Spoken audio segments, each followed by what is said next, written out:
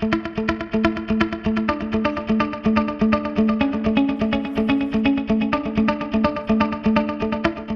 расширяем перечень лекарств. Мы на самом деле в течение года это постоянно делаем. То есть у нас, честно говоря, многие понимают, что мы тендер провели, и с января все лекарства. Тендер проходит обычно каждую неделю в течение всего года.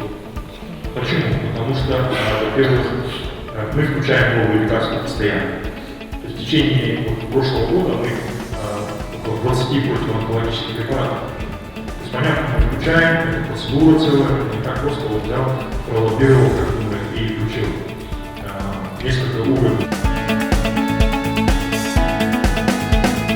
Мы хотим прийти к тому, что любое назначение врачебное в рамках УВП и УСМС было обеспечено бесплатными лекарствами.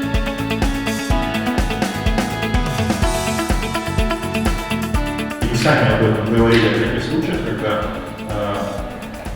бесконтрольно лекарства назначались легковым, поскольку никто не контролировал, на бумаге государство покупало, и эти лекарства уходили в частный сектор.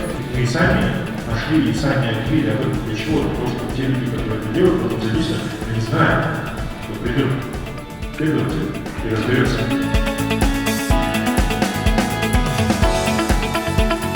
У нас за прошлый год на 30% выросло количество диабетиков, состоящих в учете, и артериальной гипертонии. Не было эпидемии диабета просто. Люди не регистрировались, они сами наблюдались платно у врачей, ходили в поликлинике, есть специальные покупали лекарства.